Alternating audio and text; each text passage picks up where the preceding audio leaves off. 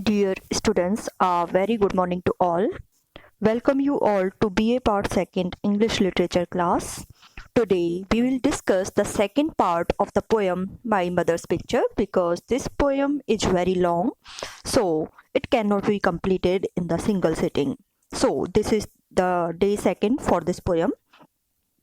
Yesterday we talked about that William Cooper, who is a pre-romantic writer, he was given a picture of his mother who is long dead by his cousin, and how he is reminded of all the pains that he had on her death.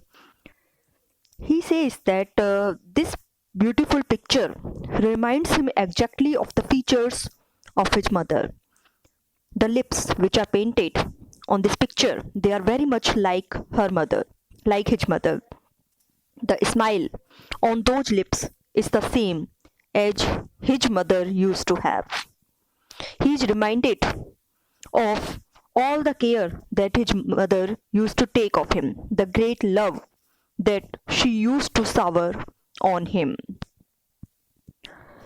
He remembers that how he shed tears on her death, how he gave her the last farewell while he was still just a child.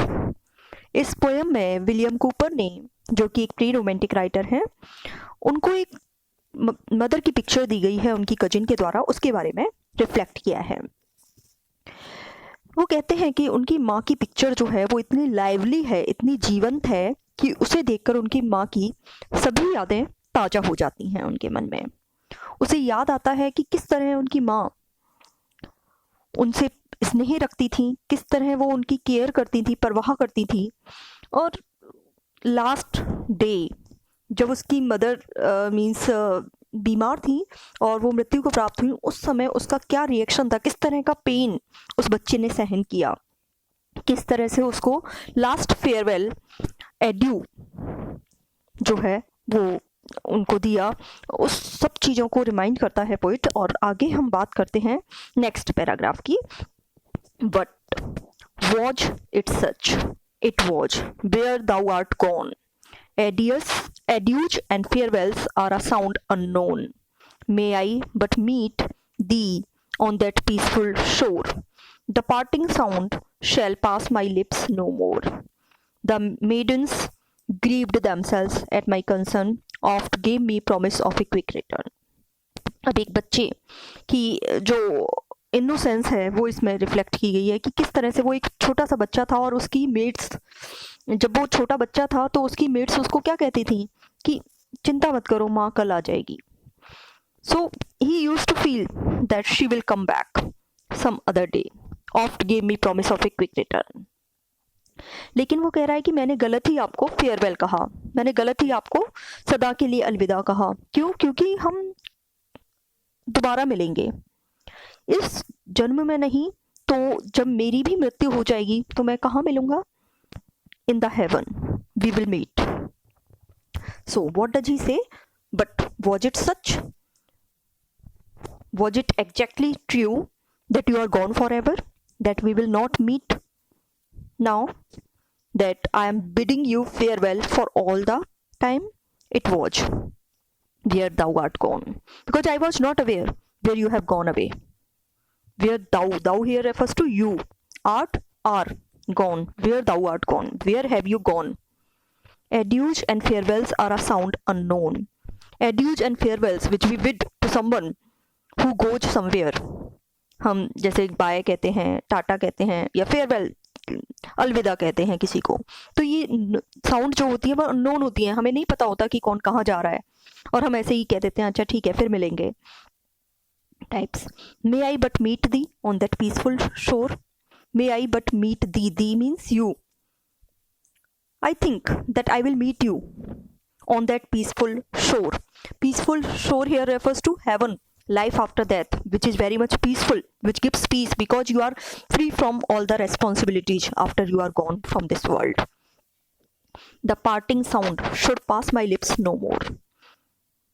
I bid farewell to you when you were going away. from this world, but this sound will no more come from my lips, because now I know that I will meet you somewhere. Thy maidens grieved themselves at my concern. Thy maidens, the maids that used to work in our home, they were also painful to see my concern, because I was asking time and again, where is my mother? Where are you gone? They also were in pain. They also felt my pain, oft gave me promise of a quick return. And they all made me understand this fact, made me conscious of this fact that she will soon come back. So here in these lines he says, Cooper, having used a last adieu, fancied at first as if he was mistaken in saying so. He might meet his mother in heaven, but on reflection he found that he was not wrong, because in heaven there are not partings. He means to say that he will meet his mother in heaven where there is no such thing as parting. Cooper says that after his mother's death, her maidservants sympathized with him. They consoled him in his grief and told him that his mother would soon come back. So let us come to the next lines. What ardently I wished, I long believed, and disappointed still, was still deceived. By disappointment every day beguiled, dupe of tomorrow, even from a child. Thus many a sad tomorrow came and went, till all my stock of infant sorrow spent. I learned at last submission to my lot, but though I less deplored thee, never forgot. What ardently, ardently means eagerly, उत्सुकता के साथ. I wished. I wished means I desired that you will come back. I felt that you will come back someday. And disappointed still. But still I got disappointed because you never came back. But what ardently I wished, I long believed. My wish was the thought that I anxiously wished for your return, and for a long time believed also that you would really come back. And disappointed still, but still I got disappointed because you never came back. I was deceived in this fact, was still deceived. Though I was always disappointed in my wish for your return, still I continued to believe in the promise that was given to me by my maids, by my father. My disappointment every day beguiled, deceived me, thus being deluded each and every day by the false hope of your return. Dupe of tomorrow, even from a child. Dupe, I became a victim of tomorrow. I was the victim of a blind faith in the future, in spite of every fresh day coming as a disappointment thing as the previous one. I used to believe every day that you will come back. Today you will come. Today you will come. Thus many a sad tomorrow came and went. In this way, many tomorrows came and they went, and I was feeling sad time and again, till all my stock of infant sorrow is spent. Stock whole amount, whatever sorrow, whatever grief I can feel for my mother, all that stock of mine was spent. Till that I used to wait for you. I learned it at last, submission to my lot. Lot here refers to the luck, fate. Ultimately, I reconciled with my fate. But though I less deplored thee, never forgot. Though I was not mourning for you. Deplore means mourn for someone. Rona. I less cried for you. I less mourned for you. But still, I was never able to forget you, because you were always there in my heart. I was not even for a single minute I was able to forget you. He anxiously wished that and believed that the maidservants had said that she would come one day and it will come out to be true, and his mother would really come back. His wish was that his mother would return But his wish was never fulfilled. She never returned. He was always disappointed as he never found her coming back. Still, he believed in their promises, though it was a fond wish. Thus, being deluded every day by the false hope of her return, he was the victim of tomorrow, which never came. He was dependent upon tomorrow from his very childhood. This was most unfortunate and oppressive to Cooper as a child. Man always listens to the whispers of fancy and pursues with eagerness the phantoms of hope. The childhood is the very period of our life which we live in the present and do not care for the future. But it was not the case with Cooper, because he was the dupe of tomorrow when he was just a child. He continued to hope until all his childish sorrows were exhausted and he became resigned to fate, that ultimately he reconciled with his fate. Though he did not mourn for her so much as before, yet he did not entirely cease to think of her. हमेशा उसकी यही इच्छा रही कि उसकी माँ उसके पास वापस आ जाए, और इसी बात में उसे काफ़ी समय तक विश्वास भी रहा, जो लोगों ने कहा उससे, उसकी मेट्स ने, उसके फादर ने, कि उसकी माँ एक दिन वापस आ जाएगी। हर दिन वो दूसरे दिन की प्रतीक्षा करता था कि काश कल उसकी माँ वापस आए, लेकिन वो निराशा से भर जाता था। वो ऐसा फील करता था जैसे कोई उसे चीट कर रहा है, बेगाइल कर रहा है, और फिर डिसअपॉइंट, निराश हो जाता था। He always waited for tomorrow to come, because tomorrow will bring back his mother. वो हमेशा उस कल की याचना करता था जो उसकी माँ को वापस ले आए, और बचपन से ही वो कल की आशा में जीने लगा था। और उसकी माँ के लिए वो तब तक वेट करता रहा जब तक कि उसका बचपन उसे ये याद दिलाता रहा उसकी माँ के बारे में, वो निराशा से भरता रहा, और अल्टीमेटली उसने अपने फेट के साथ, अपने भाग्य के साथ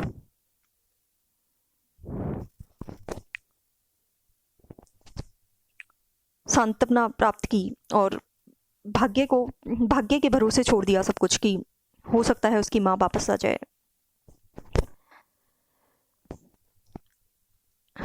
पहले की तरह दुख तो नहीं मनाता था, लेकिन फिर भी अपनी माँ को वो कभी भूल नहीं पाया था। Next, when once we dwelt, our name is heard no more. Children, not thine, have trod my nursery floor, and where the gardener Robin day by day drew me to school along the public way, delighted with my bauble coach, and wrapped in scarlet mantle, warm and velvet capped. It is now become a history little known that once we called the pastoral house our own. Now, here in these lines, the poet is talking about his pastoral house, where he used to dwell with his mother. Where once we dwelt. Here he is talking about the house where they used to live when he was still a child. Our name is heard no more. In those streets where we used to live, our name is heard no more, because our family has moved away from that place. Children not thine have trod my nursery floor. Children not thine, the people who are living over there, the children who are playing there in that very house which used to be ours sometime. Children not thine have trod my nursery floor. The room where I used to live when I was still a child, some other child are living over there now. And where the gardener Robin day by day, they used to have a gardener whose name was Robin. And where the gardener Robin day by day drew me to school along the public way, he used to carry me to my school over the high road. Delighted with my bauble coach and wrapped in scarlet mantle warm. Delighted, I was very much happy to see my toy coach. which was all dressed in scarlet red color. Mantle, cloak, choga जिसे हम कहते हैं. Velvet capped, wearing a velvet cap. Delighted with my bauble coach and wrapped in scarlet mantle, warm and velvet capped. It is now become a history little known. This is now turned in a history. It is not known to anyone whether the Coopers used to live in that particular house or not. That once we called the pastoral house our own. The house which was ours, the countryside in which I resided when I was just a child. It is not known to people now that whether they were living or not. That once we called the pastoral house our own. Pastoral house, the house was in the countryside, and also because he was the son of a parson. So we are altogether forgotten at that place. The poet says that the family had moved from Berkhamsted, where they used to live. The poet was born there. The poet says that children of another mother now lived in that room where Cooper used to live when he was just a child. He says that they are little known now at the school. He says that to his school, dressed in a warm scarlet colored cloak and velvet cap, and playing with his toy coach, he was dragged by the gardener, Robin. Very few persons now know that Cooper once lived in the parsonage house. Cooper means to say that they are altogether forgotten at Berkhamsted. कभी कहता है कि उनका परिवार जो है बर्कमस्टैंड में रहता था, जहां उनका जन्म हुआ था. जिस कमरे में उन्होंने अपना बचपन गुजारा, आज वहाँ और कोई रहता है. स्कूल में उसे कोई नहीं जानता. जिस स्कूल में वह गहरे लाल रंग के कपड़े पहनकर, मखमल की टोपी लगाकर, अपने खिलौना गाड़ी से खेलते हुए रोबिन नामक माली के साथ जाया करता था. बहुत कम लोग जानते हैं कि कूपर परिवार कभी यहाँ के पादरी के मकान में रहता था. वहाँ के लोग उसे पूर्णतः भूल चुके हैं.